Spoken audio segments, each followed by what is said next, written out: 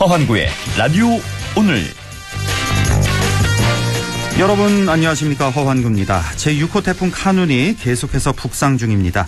우리 지역 많은 비가 내리고 바람도 거셌습니다. 현재 태풍 카눈은 충주 인근을 지나고 있는데요. 우리 지역 아직은 안심할 상황은 아니죠. 계속해서 태풍 소식에 귀를 기울이고 위험한 지역은 미리 피해야겠습니다. 한반도에 상륙한 태풍은 진행 방향을 북에서 북북서로 틀면서 속도가 조금 느려졌는데요. 태풍의 속도가 느려지면 비가 내리고 강풍이 부는 시간이 길어져서 피해가 더 커질 수도 있습니다. 우리 지역은 지난 오후에도 산사태 피해가 컸는데요. 태풍이 지나간 후에도 산사태는 얼마든지 발생할 수가 있습니다. 위험 지역에서는 안전이 충분히 확보될 때까지 대피 장소에 머무르셔야겠습니다. 8월 10일 목요일 라디오 오늘 광고 듣고 시작합니다.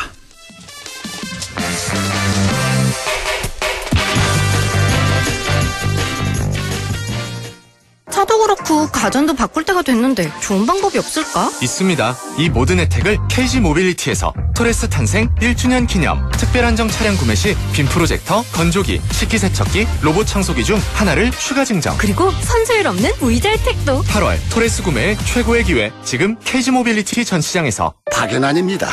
우리 나이엔 재산 물려주는 게 걱정이죠. 이럴 땐 상속을 내 뜻대로.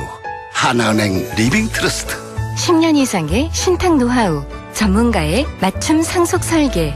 원금 손실에 유의하시고 투자 전 설명을 청취하세요. 하나 리빙 트러스트를 검색해보세요. 한 번에 합격! 해커스로 가자! 해커스 공무원 합격! 해커스 공인중개사 합격! 해커스 세무회계도 합격! 한 번에 합격! 해커스 한 번에 합격! 해커스. 네, 라디오 오늘 목요일 순서 시작합니다. 1부 천하람의 천하무적 함께 하시겠고요.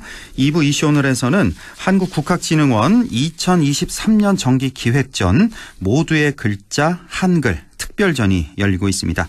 잠시 후 유교문화박물관 최은주 관장을 연결해서 자세한 얘기 들어보겠습니다. 이어서 진보의 눈으로 바라보는 인미의 그래도 정치 함께 하시겠습니다. 라디오 오늘 유튜브로도 다시 들으실 수 있습니다. 많은 애청 바랍니다. 네, 보수의 눈으로 시사 현안을 분석해보는 시간이죠. 천하람의 천하무적 시작합니다. 천하람 변호사 연결되어 있습니다. 안녕하십니까? 네, 안녕하세요. 천하람입니다. 예, 지난주에 중국 출장 관계로 신인규 변호사가 대신했는데 잘 다녀오셨어요? 네, 다행히 잘 다녀왔습니다. 귀국은 혹시 언제 하셨어요? 저 한지는 꽤 됐습니다. 아, 꽤 되셨군요. 예. 네네. 지금 어디 순천 계십니까? 서울 계십니까? 네, 저는 순천에 있는데요. 예. 보니까 저희 부모님도 경북에 계시는데 막 대피도 하시고 그랬는데. 그래요. 저희 순천 쪽은 다행히 뭐 크게 피해는 없는데 경북은 또 괜찮으신지 모르겠습니다. 이쪽도 정말 걱정이 많았거든요. 저번에 수해가 정말 너무 정말 처참할 정도로 피해가 커서. 그런데 그렇죠. 다행히 예상보다는 조금 피해가 적어서 아직까지는 뭐 지금 제가 조금 전에도 우리 보도부 확인을 좀 해봤는데 낙과 피해 정도 요 정도면 이제 보도가 이제 집계가 됐고. 근데 앞으로 좀 더 봐야 됩니다. 이게 피해 집계는. 네, 지금은 또 보니까 되고. 강원도 쪽에 피해가 많은 것 같더라고요. 그렇습니다. 예, 남해안 쪽 강원도 쪽에 피해가 집중호우가 내려서. 자, 인명 피해 지금 뭐 대구에서 사망 1명, 실종 1명 이렇게 집계가 되고 있는데 더 이상 인명 피해가 없으면 좋겠고요. 자, 잼버리 소식 좀 보셨어요? 귀국하시고? 아유, 네, 많이 봤죠. 아이고, 이게 참, 할 얘기가 너무 많아서 이번 주 내내 잼버리 얘기를 다뤘는데.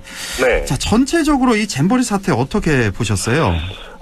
우선, 일단 첫 번째로, 벼락치기에 능한 대한민국이 벼락치기조차 실패한 굉장히 간만의 경우인 것 같습니다. 벼락치기에 실패했다?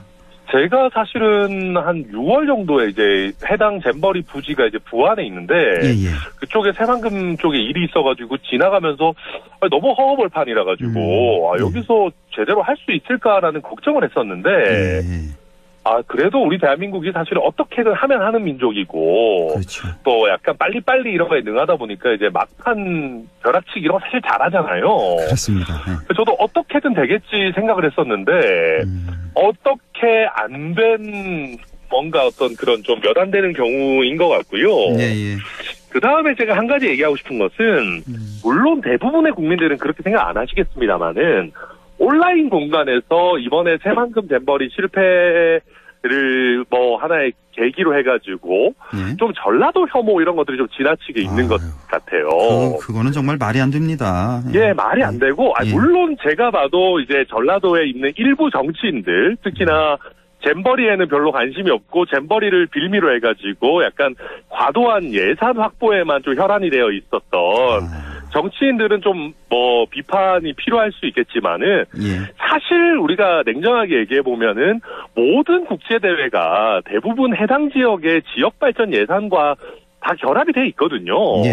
이게 뭐 새만금만 그렇게 탓할 일이 아니고 뭐 보통 그렇지 않습니까? 예를 들면 광주에서 하계 유니버시아드 하면은 챔피언스 필드 같은 것도 짓고 뭐 여수 엑스포 하면은 또 여수 엑스포 관련해서 철도 노선도 좀 증설되고 그렇죠. 부산에서 엑스포 하면 또 부산 발전에 도움이 되고 이런 부분들이 분명히 있는 것인데 지금 약간 온라인상에서 좀 과도하게 뭔가 전라도 전체를 따져봐가지고 비난하는 목소리들이 있는데 그런 거는 저는 좀 아무튼 보기 불편하다. 이번 기회에 아무튼 그렇게 좀 보고 있습니다. 좀 할 얘기가 많은데 그 K-팝 콘서트 그 논란만 잠깐 좀 여쭤볼게요. 뭐 그동안 콘서트 관련해서 뭐 BTS 논란도 며칠 동안 계속됐고 장소 선정 문제, 뭐 가수 섭외 문제 여러 가지 좀 논란이 많았는데 이 K-팝 콘서트 글쎄요, 지금 결국은 상암동에서 이제 내일 저녁에 열릴 텐데, 이거 어떻게 보셨습니까? 이렇게. 제가 안 그래도 그 얘기 드리고 싶었는데, 너무 많이 길어질까봐 짧게 마무리했는데, 좋은 질문 주셔서 감사합니다. 제가 이거 보면서, 우리가 요새 이제 윤석열 정부 들어가지고 가장 많이 강조하는 것이 자유. 그리고 민간 주도 이런 거 아니겠습니까? 근데 요새 벌어지는 일들을 보면은, 무슨 국가주의, 전체주의 뭐 이런 느낌이 너무 많이 나요. 보면, 지금 이번에도 보면, 처음에 뭐 전주 스테디움 쪽으로 이제 해서, 좀 K리그 일정에 다 해를 끼치고, 또 그 와중에 국민의힘에 있는 전북 국회의원이 또 무슨,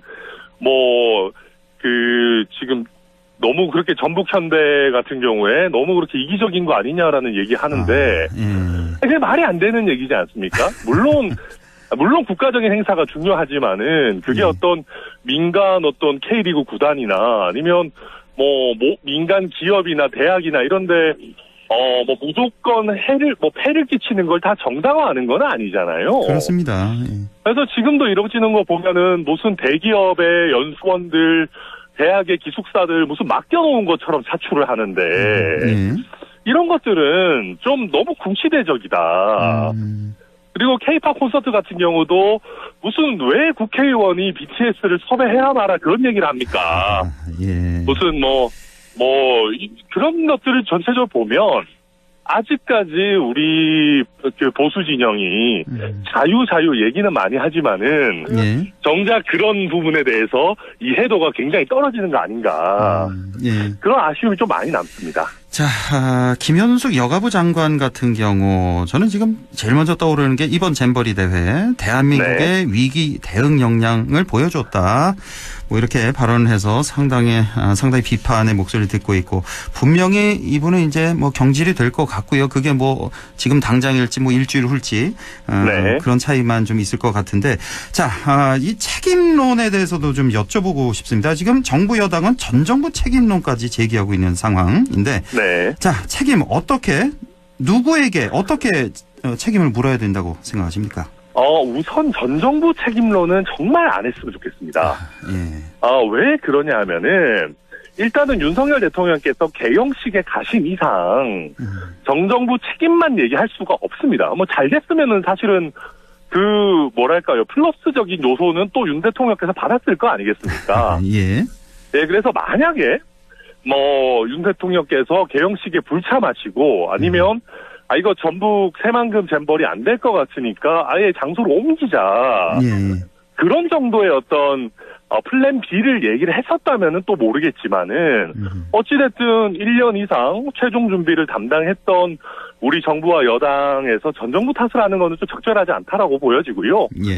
다만 이게 우리 국민들께서 전 정부 탓을 우리가 직접적으로 안 해도 이게 유치된 지 이미 6년 이상 지난 거 다 알고 계시거든요. 그런 면에서 저는 문재인 정부 하에서나 아니면 특히 전북도 같은 경우에도 새만금 발전이라고 하는 거에 너무 좀 경도된 나머지 정작 주라고 할 수 있는 잼버리 준비에 있어가지고는 좀 소홀하고 부실하지 않았나 뭐 그렇게 보여집니다. 그러면 책임 전라북도, 여가부, 뭐 행안부 이 정도로 봐야 될까요? 어떻게 보십니까? 그렇죠. 그리고 사실은 잼버리가 조금 뭐 애매한데요. 그 예. 실무를 담당하는 분들 얘기를 들어보면은 예. 그 스카우트 연맹도 IOC 이제 올림픽에 비견해서 보면 예. 그 정도 전문성이나 꼼꼼함은 아무래도 좀 떨어진다고 해요. 예. 왜냐하면 올림픽은 워낙 훨씬 더 스케일이 크고 이제 역사가 있는 대회다 보니까 예. 그러다 보니까 이제 뭐 연맹이나 이런 쪽에서도 그다지 이렇게 꼼꼼하게 챙기지 못한 부분들도 있다고 하는데 예. 어찌 됐든 이거는 우리 중앙정부와 또 해당 담당하는 전북도 모두 다 책임 소재에서 자유로울 수는 없다. 그렇게 네. 보여집니다. 자, 오늘 민주당 김은경 혁신위가 드디어 혁신안을 발표를 했는데 일단은 뭐 전체적으로 봐서 대의원 제도를 사실상 폐지하겠다. 당원들의 직접 투표권을 강화하겠다. 그래서 이제 전당대회 할 때 당원 70, 여론조사 30 이렇게 하겠다. 자, 이 혁신안 어떻게 보셨습니까? 우선 이런 표현을 제가 이제 써도 되는지 잘 모르겠는데 예. 약간 김은경 혁신위는 예. 좀 잼버리 같습니다.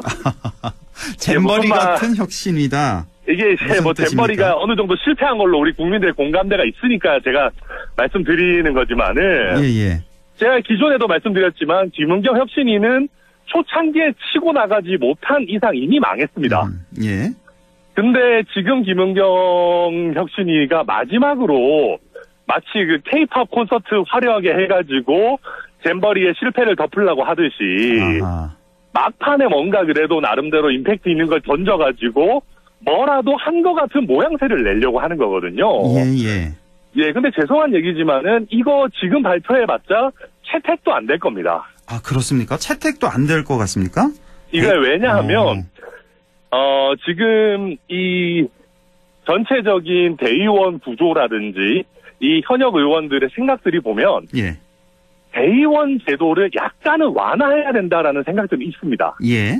민주당 같은 경우에 대의원 한 표가 뭐 심할 때는 당원 70표 막 이렇게 되니까. 예, 60표, 70표, 그렇죠. 그렇죠. 예. 표가 가지고 있는 가치를 조금 낮춰야 된다는 공감대는 있는데. 예. 대의원 제도를 아예 폐지해야 된다라는 데까지는 못 갔습니다. 아, 예. 실제 민주당 내부에서의 생각이.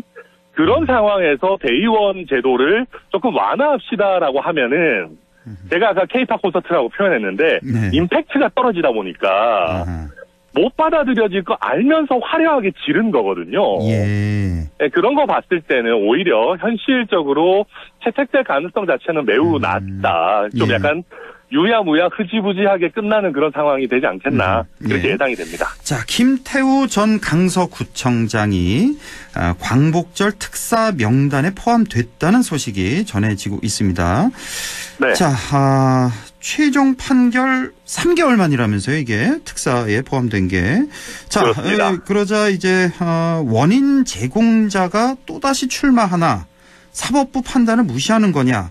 이게 혹시 대통령실의 공천 의지가 들어간 거 아니냐, 뭐 여러 가지 분석이 좀 나오고 있는데요. 어떻게 보셨습니까? 설마 바로 또 출마하겠습니까? 요즘은 설마 하는 일들이 많이 일어나니까. 예. 우선은 저는 그렇게 생각합니다. 지금 저희 정부 여당을 포함해가지고 보수 진영에서는 예. 대체적으로 이제 김태호 전 구청장을 공익 제보자로 인식을 합니다. 예. 그러니까 조국적 장관이라든지 문재인 청와대의 문제를 조금 이렇게 공익적으로 이슈화를 시킨 인물이다. 그래서 설령 실정법 위반이 좀 있다 하더라도 이 사람이 처벌되도록 하는 거는 좀 부적절한 거 아니냐라는 생각들을 많이 갖고 있습니다. 그러니까 그게 전적으로 부당하다고 할 수는 없을 것 같긴 합니다. 그런 분석이나 어떤 시각이. 예. 근데 제가 걱정하는 것은 이게 이제 민주당 지지자나 민주당에서는 그렇게 생각 안 하거든요. 예. 근데 그렇게 되면 반대로 예를 들면 민주당이 집권하는 시기에 민주당이 봤을 때는 좋은 인물이지만 실정법 위반을 한 사람에 대해 가지고 민주당이 마음대로 사면을 하겠다라고 하면 저희가 거기에 대해서 박수 치지는 않습니다. 그렇겠죠. 예, 그렇기 때문에 아무래도 저희 보수 정당 같은 경우는 법치를 항상 많이 강조를 하는데 대법원 확정 판결이 나온 인물에 대해 가지고 너무 이렇게 빠르게 사면을 하는 것은 이게 결국에 나중에 민주당에서 비슷한 어떤 행태를 보였을 때 또 저희가 비판하기 어렵게 만드는 또 내로남불의 원인이 될 수 있는 그런 어떤 상황 아니냐. 그래서는 조금 뭐 할 수도 있습니다. 왜냐하면 제가 봐도 공익제보자적인 성격이 있긴 한데 뭐 예를 들면 조금 더 기다려가지고 뭐 임기 말에 사면을 한다든지 해서 다시 출마하냐라는 이런 얘기까지는 안 나오도록 하는 게 더 맞지 않았나 그런 아쉬움이 듭니다. 기억이 좀 가물가물해서 그런데 이 김태우 전 구청장 같은 경우는 그분 맞죠? 왜 그 문재인 정권 하에서 특별감찰관 뭐 기밀을 유출해서 그때 상당히 이슈가 됐고. 네, 맞습니다. 특별감찰 반이었을 겁니다. 그 조국 그때? 민정수석 하에서 이제 그렇죠. 활동했던 그런 형태의 인물입니다. 예, 그래서 이제 그거를 이제 폭로를 했고 그 과정에서 국민의힘의 공천을 받아서 강서구청장이 됐고 이 기밀 유출 혐의로 이번에 이제 판결을 받은 거였나요? 저번에 그 들어갈 때? 네, 아마 공무상 비밀 누설을 포함한 뭐 몇 가지 혐의가 있었던 걸로 알고 있습니다. 그래서 구청장직에서 내려오고 3개월 만에 이제 광복절 특사 명단에 포함돼서 재출마설이 지금 돌고 있는 그런 상황. 제가 봤을 때 바로 뭐 강북구청장 보궐선거에 바로 나가고 이러기는 쉽지는 않을 수 있는데. 강서구청장. 그렇죠. 강서구청장. 그런데 뭐 내년도 뭐 총선에 출마하거나 이런 거는 충분히 가능성이 있는 시나리오 아닌가. 그렇게 보여지기는 합니다. 국민의힘 입장에서 봐도 이분이 김태우 구청장이 출마하는 건 좀 반대하는 거죠, 전체적으로. 국민의힘에서도. 아니, 뭐 꼭 그런 건 아닌 것 같습니다. 근데 이제 바로 강서구청장에 다시 출마하는 거에 대해서는 좀 부담스러워하는 부분들이 그래도 좀 더 많지 않겠나. 그렇게 보여진다. 근데 대체로는 이분이 공익제보자 성격이 있기 때문에 뭐 불가능하지는 않지 않나라고 하는 분들도 꽤 계실 겁니다. 국민의힘에서는 이제 총선 공천 부적격자 리스트, 일명 블랙리스트 벌써부터 떠도는 그런 분위기. 지금 방송에서도 많이 지금 언급이 되고 있던데 지금 누구냐 하나하나 지금 언급은 지금 안 되고 있어서 우리 국민들이 우리 청취자분들이 많이 궁금해들 하실 것 같은데 일단은 추측컨대 여기에 이제 반윤 인사들 대표적으로 방송 많이 하는 뭐 유승민, 이준석, 천하람, 뭐 신인규, 이현주 등등 일 것 같다는 그런 예상은 들거든요. 혹시 천하람 변호사가 좀 큰 인물들, 이름 있는 인물들 좀 밝혀주실 수 있나요? 여기 리스트? 뭐 말씀하신 것처럼 이게 이제 소위 저도 뭐 리스트를 봤는데. 뭐 소위 이제 뭐 유승민, 이준석, 안철수 뭐 이런 분들과 가까운 분들이 대거 포함되어 있는 걸로 지금 나오긴 하거든요. 그리고 이제 뭐 보니까 저도 포함되어 있어가지고 천하람 변호사 들어가 있습니까? 호남 지역군대도요? 그래서 사실 그것 때문에 오히려 이 리스트의 신빙성이 많이 떨어지는 거 아니냐라는 얘기들을 언론인들도 하세요. 그리고 이게 이제 재밌는 거는 앞으로 이런 게 한 400번은 더 나올 겁니다. 그래서 뭐 중요한 것은 아니고요. 이게 뭐 그리고 이제 보통 그 경선 상대방을 좀 깎아내리기 위해서 이런 거 엄청 많이 돌리거든요. 근데 이번에 어떻게 보면 소위 이번 배제 명단이라고 하는 것이 국민적인 관심을 얻은 이유는 지금 국민의힘이 어떻게 보면 너무 일방통행적으로 가고 있기 때문입니다.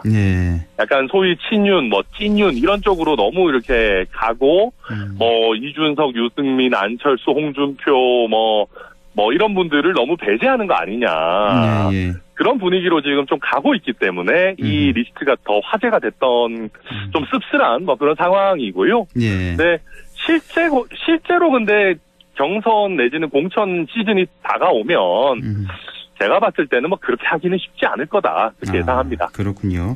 아마 지금 중도층의 이제 국민들, 중도층 아니면 뭐 합리적 보수, 합리적 진보 이런 층들이 제가 아까 말씀드린 인물들 유승민, 이준석, 안철수, 천하람, 신인규, 이현주 등등 해서 이런 분들이 지금 모여서 중도신당 만드는 게 어떠냐 이런 기대를 갖는 분들이 상당히 많습니다. 이거 다음에 지금 시간이 오늘 다 돼서 그런데 다음에 한번 좀 말씀을 해 주시면 좋을 것 같고요. 여의도 재건축 조합입니까? 재개발 조합입니까? 그거 잘 됩니까? 재건축입니다. 재건축이에요.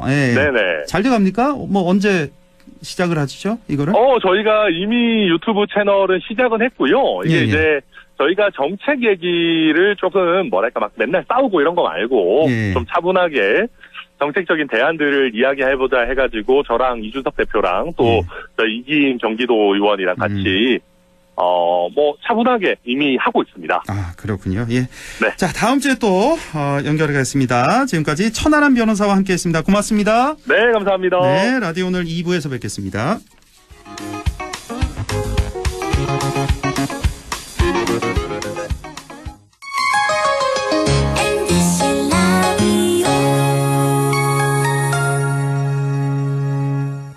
나에게 딱 맞는 대학, 나에게 꼭 맞춘 대학.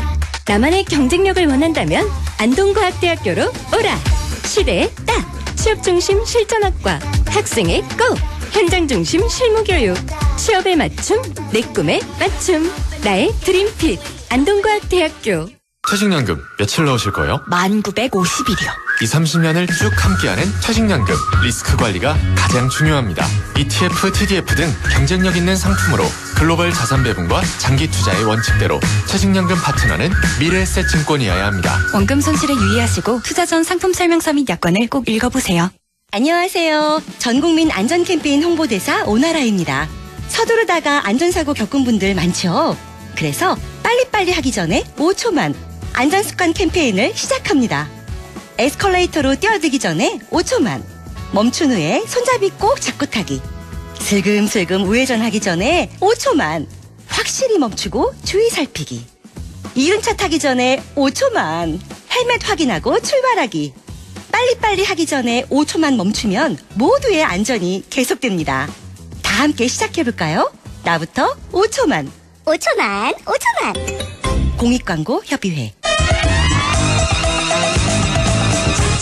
들고 나와요. 우린 친구예요. 함께 노력하는 MBC와 함께 100.1 MBC 라디오. 네, 6시 27분 37초 지나고 있네요. 라디오 오늘 2부 이슈 오늘 시작합니다. 우리 지역 안동은 한글과 깊은 관계를 갖고 있는 곳인데요. 현재 특별한 전시회가 열리고 있습니다. 한국국학진흥원 2023년 정기기획전 모두의 글자 한글 특별전이 열리고 있습니다. 한국국학진흥원 유교문화박물관의 최은주 관장을 연결해서 자세한 얘기 들어보겠습니다. 최은주 관장님 안녕하십니까?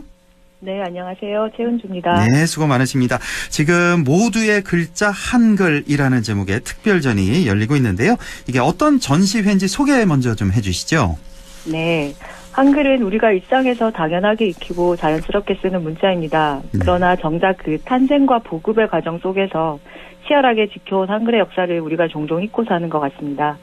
모두를 위한 글자로 만들어졌지만 모두가 쓰지는 못했던 과거의 시간으로 들어가서 그때 생산된 한글 자료는 어떤 것이 있는지 그걸 살펴보는 차원에서 한국국학진흥원이 소장한 한글 자료 특별전을 개막하게 되었습니다. 예. 자, 이번 전시회를 열게 된 배경하고요. 의미도 좀 설명해 주시죠.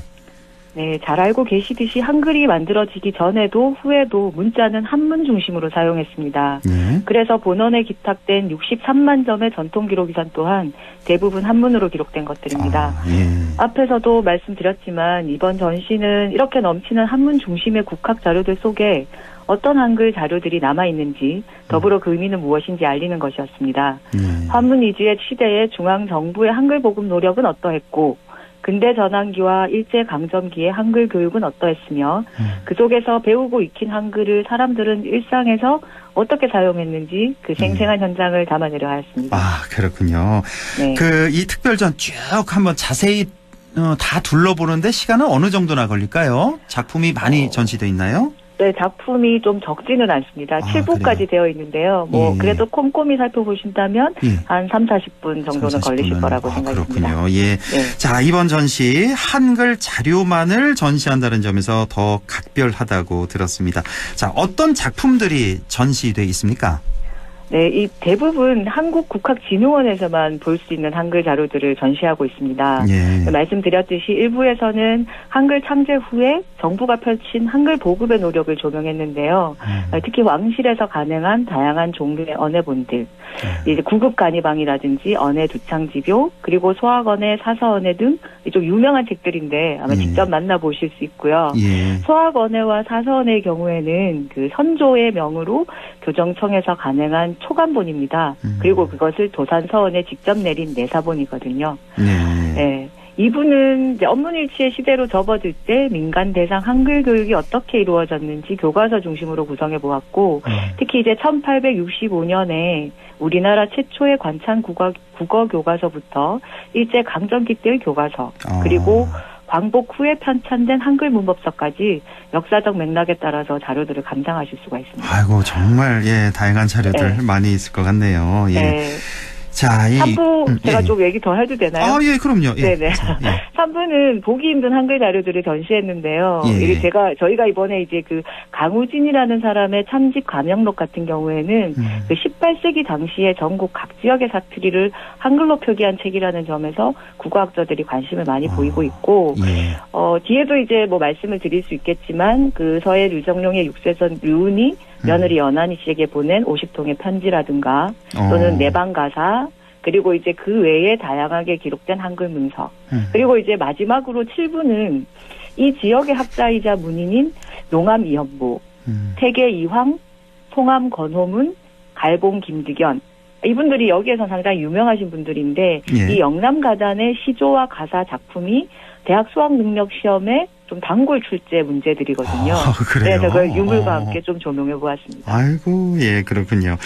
네. 조금 전에 그 왜 유성룡의 육세손 류운, 예, 류운 선생이 이제 며느리 연한이 씨에게 보낸 편지가 있다고요? 네. 아니, 저 시아버지가 며느리에게?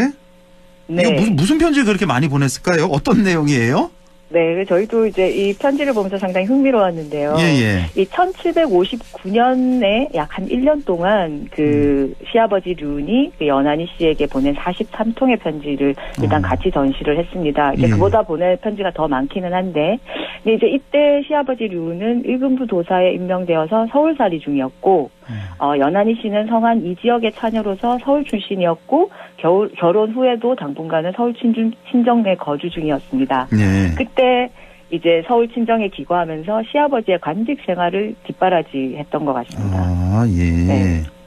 근데 그 안에 내용을 보면 그 생각보다 시아버지의 편지가 사실 좀 불편한 관계잖아요. 어떻게 보면. 근데 이게 매우 자상해요. 그러니까 보내준 음식에 고맙다는 뭐 말은 뭐 당연히 하셨고, 그리고 항상 며느리가 뭐 아픈 데 없냐, 또는 불편한 데 없냐 늘 궁금해했고, 또 많이 보고 싶어도 했고, 이런 내용들을 좀 전반적으로 담겨 있는데, 제일 좀 그 흥미로웠던 것은 이제 빨래라든지 옷수선, 옷 찢기 이런 것을 이제 좀 많이 부탁을 합니다, 며느리에게. 아, 그래요. 근데 이 며느리가 이제 그래도 이제 갓 결혼을 해서 그 지어준 도포도 있고 버선도 있었던 것 같은데 그 크기가 딱 맞지 않았대요. 딱 맞지 않지만 내가 그대로 입고 신겠다. 이렇게 말하는 부분도 있고, 혹시 빨래도 빨아줄 수 있느냐라고 하면서 그 형편이 되면 기별해달라. 이렇게 하면 이제 자상한 시아버지의 모습을 느낄 수가 있습니다. 아, 그렇군요. 네. 네, 아주 훈훈한 자상한 시아버지의 모습. 보통 시아버지랑 며느리는 사이가 괜찮죠? 괜찮고, 시어머니와 며느리가 좀. 네. 아, 또 이렇게 또 재밌는 내용이 있군요. 그 류운의 며느리 연한이 씨가 내방가사 작가로도 유명하다고 들었는데, 뭐 내방가사 좀 소개해 주시겠어요? 이게 무엇이고 뭐 어떤 의미를 갖는지 간략히 좀. 예. 아까 말씀드렸지만 이제 연한이 씨는 그 서해 류성룡의 육세손 류운의 며느리인데, 사실 이제 그 하회마을에 유명한 화경당을 건립한 유사춘의 아내이고, 그 아들 학서 류이자가 또 좀 유명하신 분이죠. 그래서 그 연한이 씨가 사실은 이제 그 1794년 창작한 쌍벽가는 그 이제 학서 아들과 조카가 이제 과거 급제를 해서 이제 지었던 그 자리에서 이제 지었던 그 가사를 유명한데 작가와 창작 연대가 분명한 작품으로 선전하는 내방 가사 중에는 가장 오래된 것으로 평가받고 있고요. 많은 내방 가사 작품이 전해지지만 작자를 알 수 없는 것들이 대부분이기 때문에 사실은 내방 가사에서 연한희 씨가 차지하는 위상은 좀 주목할 만합니다. 그렇군요. 네. 내방 가사가 뭔지 우리가 왜 흔히 듣거든요. 저도 그냥 내방 가사면 예전 뭐 아낙네들이 뭐 흥얼흥얼 부르는 뭐 노래 뭐 이 정도 기억이 좀 나는데 제가 잘못 알고 있는 건가요? 뭐 어떻게 되죠? 내방 가사? 네, 맞는데 일단 이제 저희가 이제 그 조선 후기 이제 주로 이제 영남 지방 양반집 여성들 사이에서 유행한 가사고 그걸 창작하고 전파하고 향유를 이제 여성들이 하면서 한글을 적극적으로 활용을 했다라는 거죠. 그러니까 더욱이 이제 내방 가사의 주 전승지가 안동이고 근데 이제 안동이 사실은 중세일의 유교적 이념이 가장 강했다라는 이미지를 가지고 있고 그 안에서 여성 스스로가 한글을 통해서 자신의 서사를 직접 했다라는 것 자체만으로도 한글의 역사에서 사실은 우리가 좀 눈여겨봐야 할 특징적 모습이라고 생각을 했습니다. 그리고 뭐 아시다시피 그 한국국학진흥원의 내방가사 221점이 그 작년에 유네스코 세계기록유산 아시아 태평양 지역의 목록에 등재가 되었습니다. 예. 자, 이렇게 내방가사 관련된 작품들도 많이 선보이고 그리고 또 일제강점기 독립운동가 송기식과 또 조병국의 한글 자료도 많이 전시되고 있다는 말씀. 오늘 좀 시간이 많지 않아서 이 정도로 하고 이번 전시 관람을 통해서 우리 구경하는 입장에서 이 관람객들은 어떤 점을 느끼고 배울 수 있으면 좋을지 그리고 또 초대의 말씀도 함께 좀 전해 주시죠. 네, 그 한글 이제 선조들이 기록하고 간직해서 또 물려줬던 한글 자료들을 후손들이 정성껏 지키고 보존했다는 점에서 어쨌든 그 이면에 많은 이야기들이 담겨 있다라는 것을 좀 기억해 주시고 그래서 방문하셔서 한글에 담긴 그 자체의 어떤 결과물도 중요하지만 그 안에 담긴 다양한 이야기들을 또 보고 느끼고 상상해 보셨으면 좋겠다라는 그런 초대의 말씀을 좀 전합니다. 예. 자, 이 전시회가 지난달 25일부터죠. 7월 25일부터 언제까지 하는 거죠? 전시회가? 12월까지 합니다. 12월까지 시간이 좀 넉넉히 있군요. 우리 유교문화박물관이 혹시 그 휴관이 매주 월요일입니까? 네, 매주 월요일입니다. 월요일만 빼고 나머지 언제든지 이 특별 전시회 관람 꼭 좀 해보시기 바랍니다. 자, 향후에 우리 유교문화박물관 뭐 또 다른 사업 계획이나 뭐 그런 거 있으면 좀 알려주시죠. 네, 10월 말경에 저희 본원이 소장하고 있는 그 오래된 과거 시험 합격 교지들을 중심으로 수능 시험 합격 기원 전시를 계획하고 있습니다. 아, 그렇습니까? 수능 시험 합격 전시. 그것도 아주 재밌겠네요. 예. 자, 오늘 아주 도움 말씀 잘 들었습니다. 유교문화박물관 최은주 관장과 함께했습니다. 관장님 고맙습니다. 네, 고맙습니다. 라디오 오늘에서는 청취자 여러분의 참여를 기다리고 있습니다. 우리 지역에서 발생한 사건 사고 소식이나 함께 토론하고 싶은 내용을 안동 MBC 홈페이지 라디오 오늘 게시판에 올려주시기 바랍니다. 전화와 문자 참여도 하실 수 있습니다. 전화는 851국에 7191번, 문자는 샵 0913번으로 보내주시면 됩니다. 문자는 단문 50원, 장문 100원의 정보 이용료가 있습니다. 여러분의 많은 참여 바랍니다.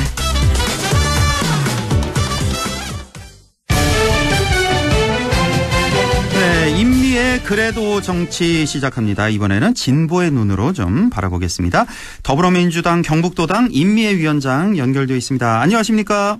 네, 안녕하십니까. 임미애입니다. 네, 이번 태풍 때문에 정말 걱정이 많았는데 현재까지는 좀 다행이죠. 그래도. 그렇죠. 우리 저희가 지역에. 준비를 좀 많이 했더니 그래도 준비한 거를 잘 봤는지 태풍이 그나마 좀 조용하게 지나간 것 같아요. 그러니까 하늘에서 좀 이렇게 보호하사 이번에 좀 조용히 우리가 또 천만다행이에요. 사실 바짝 긴장했잖아요. 워낙 저번에 피해가 커서 특히 예천 지역. 이게 거기다가 한반도를 완전히 관통하고서 지나가니까 피해가 우리 뭐 예상되는 이 태풍이 바람도 많이 가지고 있고 비도 많이 가지고 있다 그래서 걱정을 많이 했는데 그나마 정말 천만다행입니다. 아, 예, 정말 내륙 들어서면서 이제 세기가 좀 약화돼서 우리 네. 또 임미애 위원장님이 수해 복구 활동도 열심히 하셨잖아요. 예천에 가셔서. 그래서 그 참혹한 현장을 알고 계시니까 네. 정말 더 걱정이 많으셨을 텐데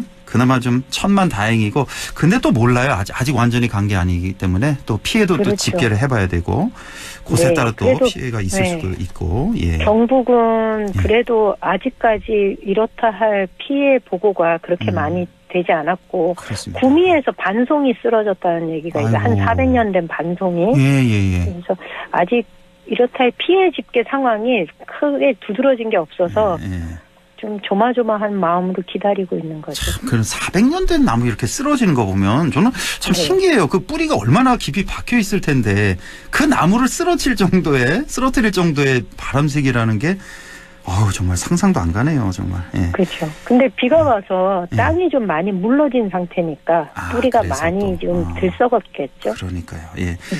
자, 민주당 얘기 안 할 수가 없습니다. 혁신위가 네. 지난주인가요? 우리 임미애 위원장님 좀 기다려봐라. 이제 대단한 혁신안 나올 거다 했는데 네. 조금 전에 천하람 변호사가 이거 임미애 위원장님께 이거 얘기를 할까 말까 고민 중인데. 해보세요. 뭐라 그러셨어요? 잼버리 같은 혁신이다. 어차피 이번에 혁신안 발표를 했지만 채택도 안 될 것이다. 이렇게 평을 했습니다. 자, 오늘 이 혁신위의 혁신안 좀 말씀을 해 주시죠. 오늘 그 혁신위에서 발표한 안이 크게 세 카테고리인데요. 예. 그중에 그래도 가장 관심이 있는 게 공천룰과 관계된 거거든요. 예. 근데 여기에 현역 의원 평가에서 공직윤리 항목이 추가됐습니다. 그동안에 국민들을 실망시켰던 공직윤리 위반 행위에 대해서 우리가 평가를 못하고 있었는데 이거 평가하자. 공직자윤리법, 이해충돌방지법, 부정청탁 금지법 등 그 공직윤리 기준을 충족하지 못한 후보는 배제하자 이런 거였고요. 그다음에 저희가 선출직 공직자 평가를 하잖아요. 그래서 하위 20%에게는 경선 점수에서 감산을 20% 적용했는데 이거 가지고는 제대로 된 능력을 평가하기 부족하다. 그러니까 하위 10%는 40% 감산하고 10에서 20% 하위 점수자한테는 30% 감산, 20에서 30% 하위 점수자한테는 20% 감산 규칙을 적용하자. 그리고 탈당이나 경선 불복자에 대한 감사는 현재 25%거든요. 이거를 50%까지 상향 적용하자 이거예요. 근데 하위 10%한테 40% 감산을 주면요. 이건 거의 공천이 불가능한 거예요. 그렇겠죠. 100점을 받았다 하더라도 60점 받은 사람하고 이 똑같은 선에서 놓고서 이 경선 결과가 다루어지는 거기 때문에 이 감산 폭이 굉장히 크고 엄격하게 마련이 되었다는 거고. 제가 잠시 좀 못 들었는데 이 하위 10%, 하위 20% 이게 기준이 뭐라고 하셨죠? 저희가 선출직 공직자들 평가 기준이 있거든요. 평가를 하거든요. 공직자 평가 기준. 그래서 하위 10%에게는 40% 감점을 준다. 이런 식으로. 네네. 그리고 10에서 20%는 30% 감산을 하는 거죠. 그렇군요. 조금 가혹하다. 이런 면이 좀 있고.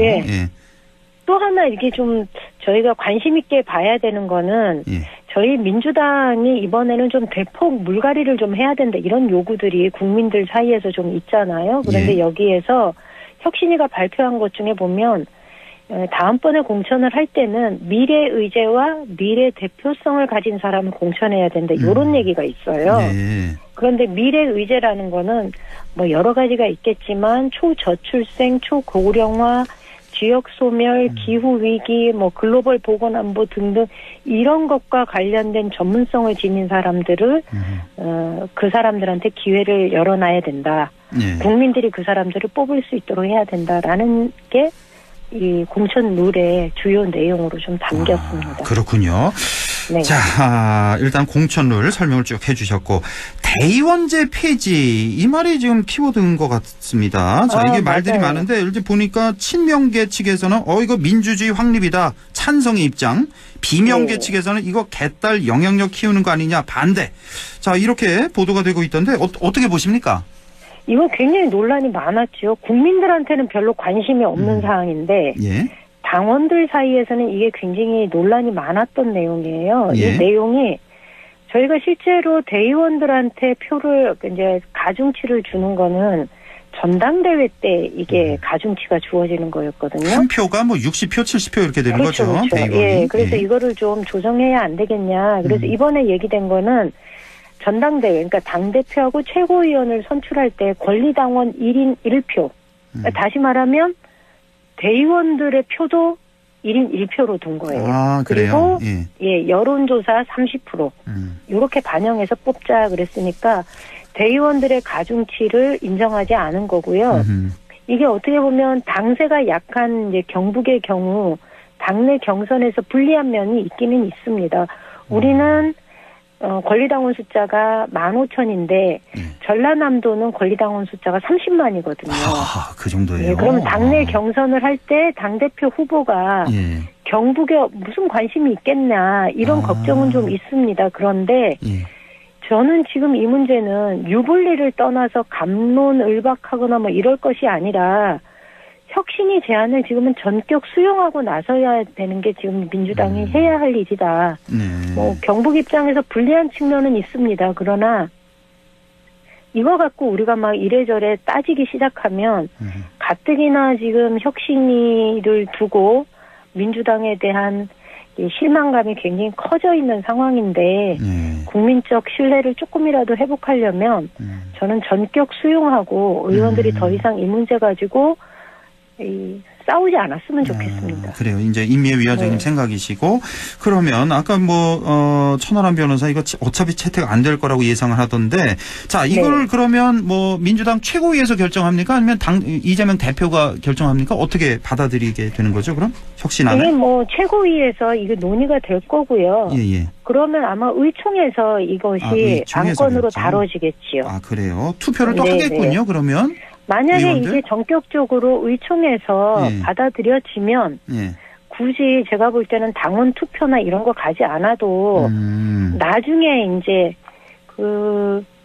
이게 절차는 뭐 저도 한번 더 찾아봐야 되겠는 당규를 찾아봐야 되겠는데요.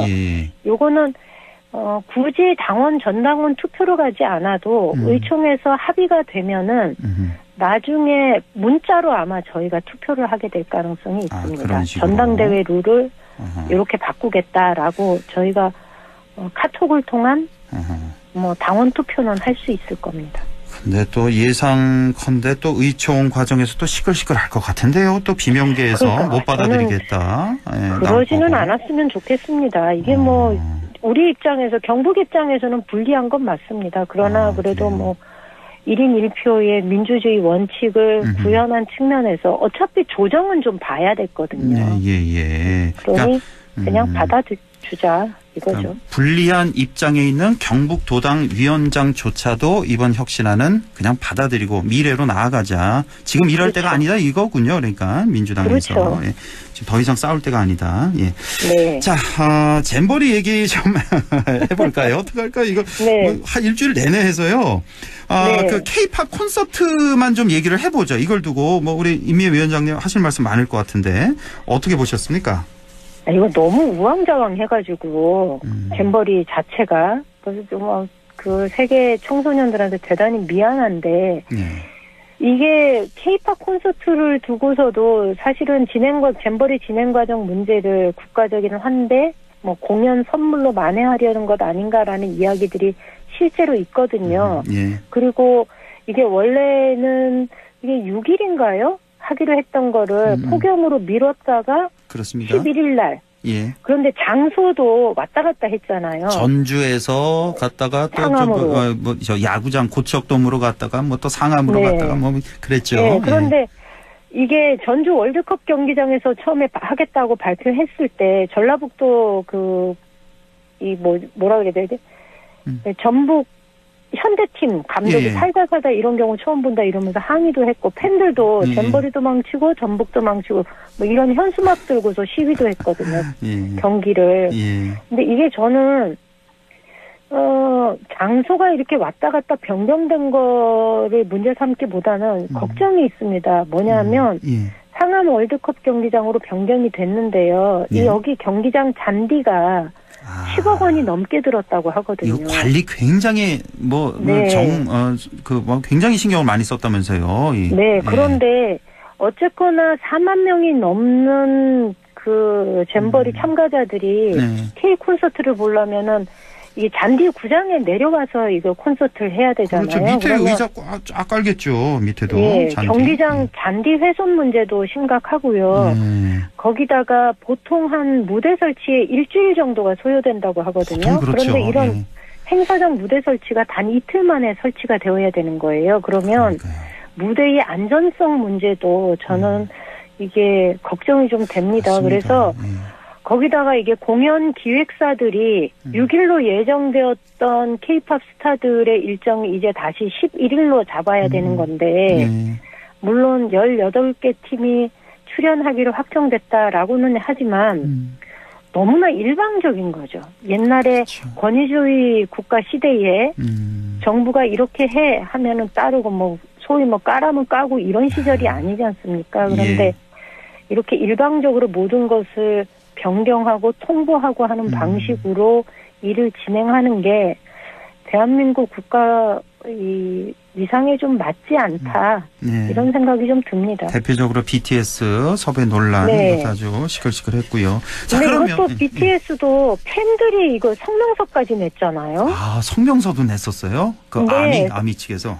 네, 아미 측에서 이게 성일종 그 국민의힘 의원이 BTS 국방부 협조받아서 BTS 시키자 이 얘기는 BTS가 나오면 잼버리 행사 망친 것을 다 한 번에 만회할 수 있을 것처럼 저는 이런 사고방식이 어디서 이게 나올 수 있을까라는 생각이 좀 들어요. 그런데 이게 팬들이 반대 성명을 냈거든요. 정부의 강압적 요구에 따라서 콘서트 참여하는 것은 민주주의 퇴행이다. 이렇게 반대 성명을 낸 거예요. 그러니까요. 네. 자, 당연히 이제 책임론, 잼버리 대회 전체에 대한 책임론이 불거질 텐데 어떻게 보십니까? 지금 봐서는 전라북도 또 여가부 정도 거기서 이제 꼬리 자르기 하는 거 아니냐 이런 예상이 좀 드네요. 어떻게 보세요? 그건 다들 그렇게 좀 생각을 하는데 이게 사실 김현숙 여가부 장관이 임기 초반에 보건복지부 산하의 여가부를 폐지하고 보건복지부 산하 인구가족 양성평등본부인가? 이걸로 개편되는 것에 업무가 집중되어 있었거든요. 그런데 사실 폐지 수순을 밟고 있는 부처가 예산 확보에 힘이 있겠어요? 아니면 타 부처하고 업무 협조가 제대로 되겠어요? 그러니까요. 저는 이거는 여가부 장관의 무능도 문제가 있지만 여가부라는 부처 자체가 이미 모든 힘을 잃고 있는 상황에서 주무부처로 지명이 되어서 일을 진행하는 거였기 때문에 애초부터 예산 확보하는데도 무리가 있었다. 이렇게 봅니다. 근데 여가부 장관 해임한다고 해서 모든 책임이 그걸로 끝나는 건 아니잖아요. 그렇죠. 무능하게 일 처리했다고 이런 식으로 한 사람 해임시키는 걸로 문제를 해결한다면 그렇게 치면은 벌써 여러 개 부처 장관이나 부처가 폐지됐어야지요. 행안부는 끄떡 없겠죠. 이번에 책임이 없다고 이렇게 보는 거겠죠. 대통령실에서는. 그렇죠. 행안부 장관은 그것을 미리 어찌 잘 알고서 상황 파악을 하신 후에 여가부 장관을 거기 상주하도록 만들었으니 책임이 없다 이렇게 얘기하시겠죠. 네, 이제 시간 1분 남아서요. 조국 전 법무장관의 딸 조민 씨가 입시 비리 혐의로 이제 재판에 넘겨졌습니다. 이거 어떻게 보셨습니까? 저도 오늘 이거 보고 깜짝 놀랐어요. 이게 허위 작성 공문서 행사, 업무방해 및 위계 공무집행 방해죄로 이제 불구속 상태긴 하지만 기소가 됐잖아요. 근데 이게 저는 법 집행이 사람들의 상식적인 수준을 넘어서면 국민들은 이걸 법이라 여기지 않고 보복이라고 여깁니다. 그래서 지금 검찰은 자신들이 법을 집행하고 있는 건지 아니면 법을 이용해서 정치적인 보복과 사법 살인을 저지르고 있는 건 아닌지 되돌아봐야 된다고 생각합니다. 대통령 장모가 장고증명서 위조하고 행사한 것에 대해서 징역 1년형이 내려졌거든요. 그런데 지금 조민 씨를 비롯한 아빠, 엄마, 동생까지 온 가족이 이 단 하나의 사건으로 인해서 이렇게 너무 가혹하지 않나요? 그런 면이 없지 않아 있죠. 예. 네. 알겠습니다. 예. 뭐 조민 씨 뭐 표창 짱목 관련 등등 이런 건데, 그러니까 많은 사람들이 아니 그러면 허위 학력, 허위 경력의 김건희 여사는 어떻게 되는 거냐? 장모는 어마어마한 그 혐의를 갖고 있는데 어떻게 되는 거냐? 뭐 이런 얘기가 자연히 따라 나올 수밖에 없는 것 같습니다. 예. 자, 위원장님 여기까지 하겠습니다. 민주당 경북도당 임미애 위원장과 함께했습니다. 고맙습니다. 예, 고맙습니다.